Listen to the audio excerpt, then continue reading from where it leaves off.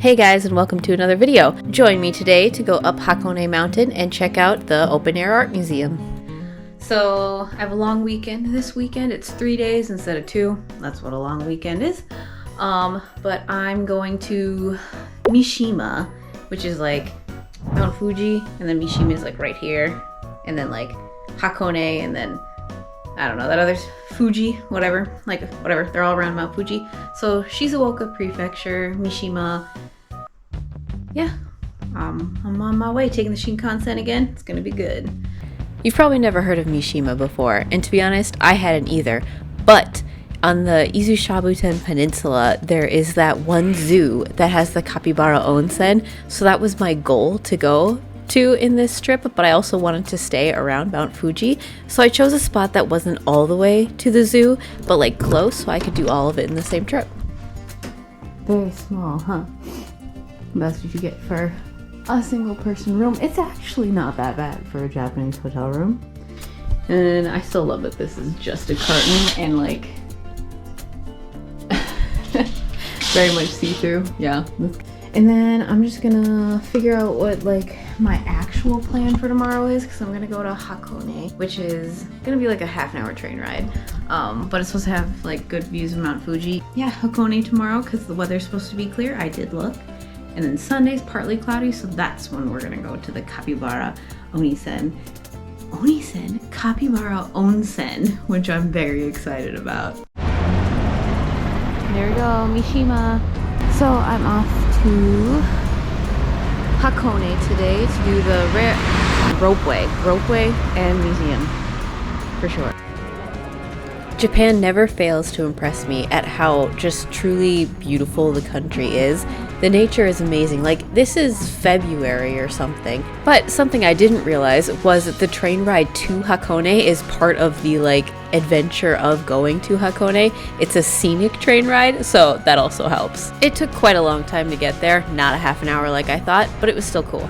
So I'm at Goro Station, and I don't really know what that means, but I can't see Mount Fuji, but at least it's cleared up quite a bit.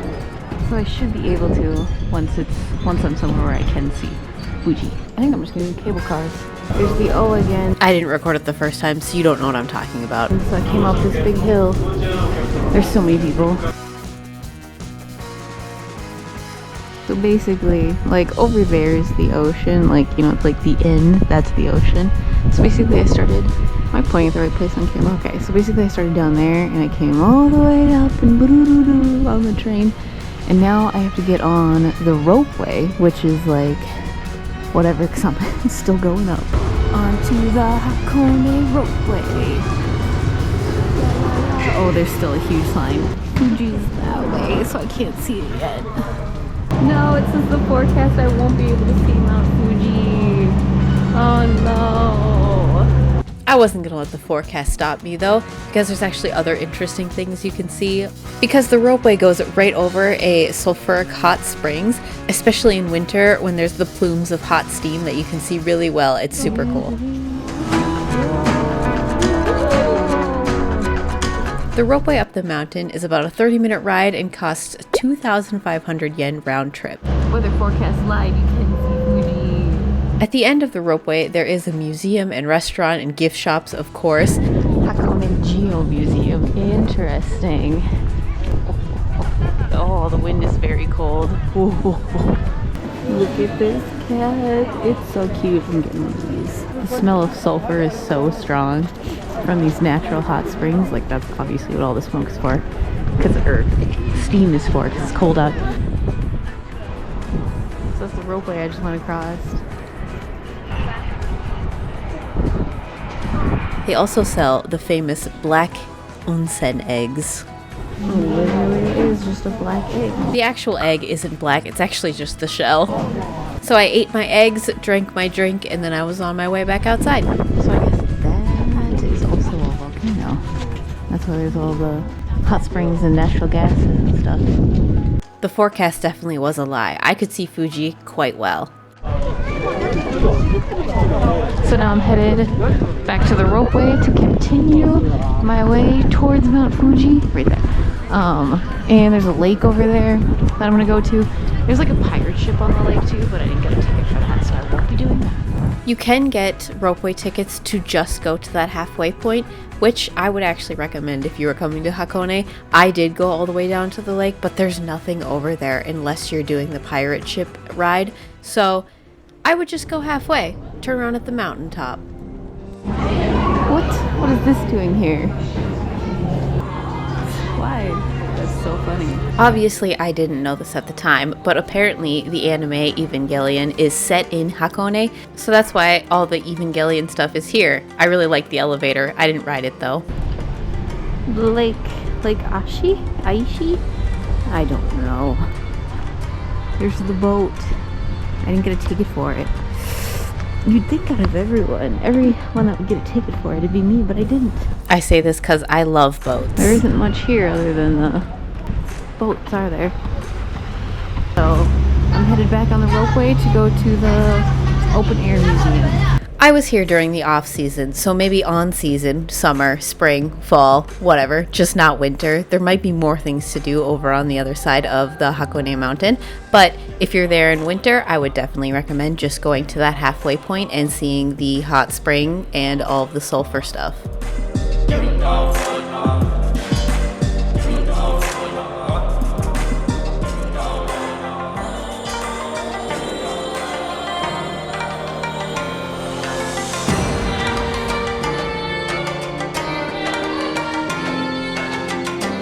The ropeway is really cool, but there are things to do on the Goro station side as well. We have a foot bath up here too, that's what this is, but there's always a lot of people in there, so I don't think they'll be able to do this.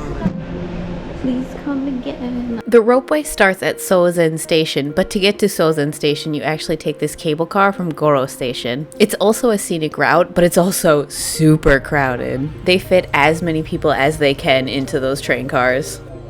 Well, now I'm off to Open Air Museum. Dun dun dun, the Hakone Open Air Museum. The Hakone Open Art Museum is obviously an art museum that's outside. Tickets are $1,800 a person for adults, and it's open from 9 a.m. to 5 p.m. It's also a lot bigger than I thought, so I did not give myself enough time. I think these are supposed to go together. I actually don't know if they are supposed to go together, but they sure look like it. He is aiming that arrow at that flying person. I was here as the sun was setting because it was winter time. Sunset was like 4:30, so I would definitely say if you can get here before then, it would probably be ideal. But the sunset was beautiful from some of the locations I was in. Being a vlogger by yourself is so embarrassing sometimes. I was still so confused why everything was so green because it literally was February. And if you'll notice, on the ground there's these footprints that are like everywhere. I wasn't sure if it was the path or artwork. Oh, mouth. Ear, but like no face. Oh, scary. White masked head. Ah, I like this. Here are those footprints again. I decided to match them just because they were there. I didn't look closely at any of the names or the artists of these artworks, unfortunately, but that just means you should go and see them yourself. It's really a great time. And then I saw this structure and I had to go inside and look at it. There's a playground for children. I said it's only for kids. But unfortunately, I'm definitely over the age of 12, so I couldn't go on it. Children, age 12 and under, may play in this house. This museum is also known for their Picasso collection, so if you're into Picasso, it's a great place to go. Unfortunately, in this part of the museum, there is no photography allowed, so you're just gonna have to believe that I went in there and did it. No photos in there, so you'll just have to believe me. They have 319 pieces in their collection here, so honestly, if you were really into Picasso, you could spend the whole day there. But I'm not, so I continued on to see other sculptures. There's also a natural hot spring here.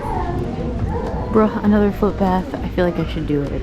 I did it, mainly because there was plenty of space this time. I do have a tattoo on my foot, and I was a little bit worried that it might be an issue, but nobody cared at all. So there's a foot bath. Was pretty nice, not gonna lie.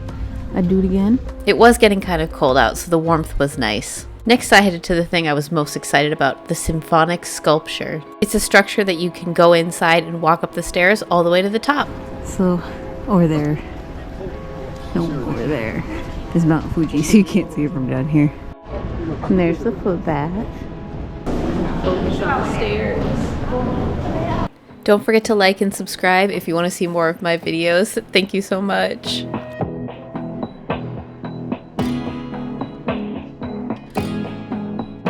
It looks so dull from the outside, but that's all like colored glass from the inside. That's where I just was. Here we go. Okay, I want to find the guy that's face down in the grass with his butt hanging out. It's the statue I'm looking for. Oh no, it closes in 2 minutes. This isn't a peace sign this time. It closes in 2 minutes. Wait, there he is. There he is. I got lucky that he just happened to be on the way out. I was literally walking along the path to exit because I'm not going to stay after closing time. But there was a lot of other people still working their way towards the exit, so I was not the only one. And I found where those footprints finally ended.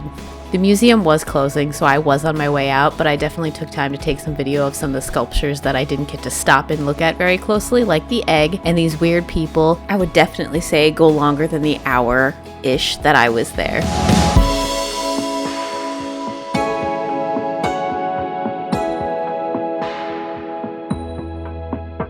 And just like that, the day was over. I did get dinner. I ate Burger King, so that was not interesting because it was getting really late. I'll see you guys in the next video. Thanks for watching.